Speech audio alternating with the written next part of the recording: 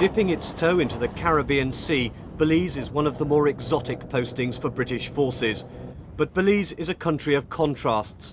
Where the sea ends, the mangrove swamps begin, and beyond them, thick, dense jungle. In Central America, it is unique. English language and English traditions dominate. Once part of the British Empire, Belize is now in the Commonwealth. And 10 years after independence, the British military remain.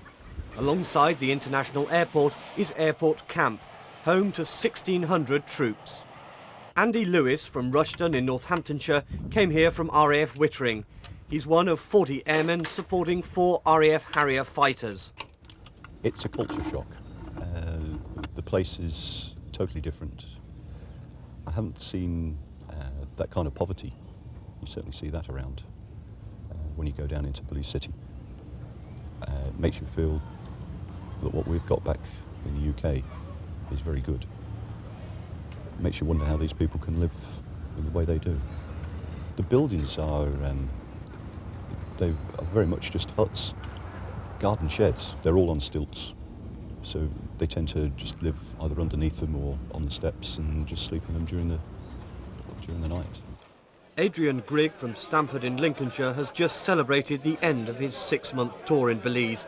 He too works on Harriers. He too was shocked by what he saw when he arrived.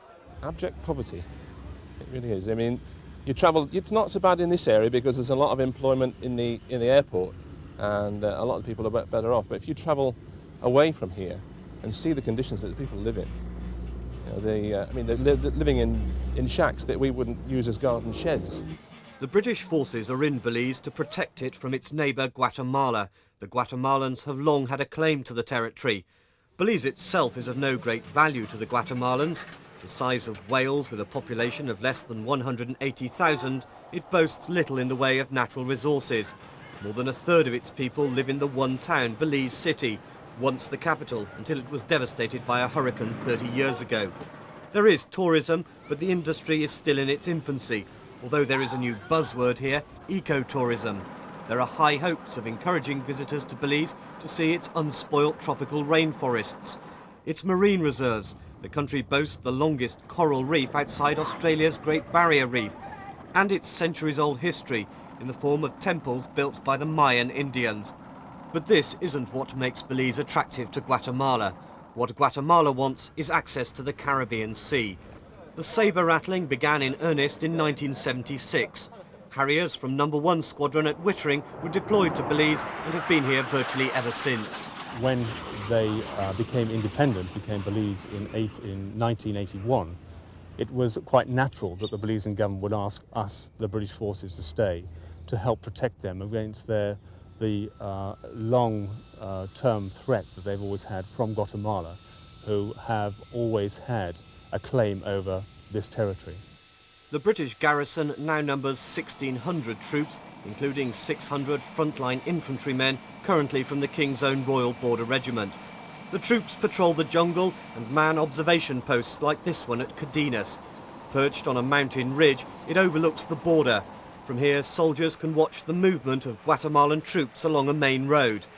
Belize also has its own defence force, an air wing with 2 twin-engined planes, 1,000 regular troops and 2 naval patrol vessels. In any conflict, the Belizeans would fight alongside the British forces. But in truth, the threat from Guatemala has all but disappeared. Guatemala has now gone from a military dictatorship-type government, which it had back then, to a civilian government now. And the civilian government is making very friendly overtures and saying that we want to settle the problems and be friends with Belize and recognise Belize's right to exist as an independent country. There is now talk of a treaty between the two territories. It could be signed within the next 2 years. While the British force in Belize may have escaped the current round of defence cuts, any agreement is likely to put a question mark over future commitment. It's clear we're now moving much closer to a much more peaceful relationship between Guatemala and Belize. Is there a general feeling among the people serving here that the writing is on the wall for this sort of British presence out here? I think eventually that everyone realises that we must draw our horns in, and the number of personnel out here and the functions we have out here must reduce eventually. Do you all wonder what you're doing here? yes, you do wonder, but you keep that wonder to yourself and you get on with what you're told to do. For the moment at least, Britain will continue its commitment to this tiny country, while the armed forces act 66,000 jobs at the British garrison in Belize, it's business as usual. But the immunity from cutbacks cannot be guaranteed in the future. Tomorrow in Central News, we look closely at the operation of the British military in Belize, how the troops and equipment cope in sweltering temperatures and high humidity, and how the battle would be fought if the climate of peace gave way to the storm clouds of war.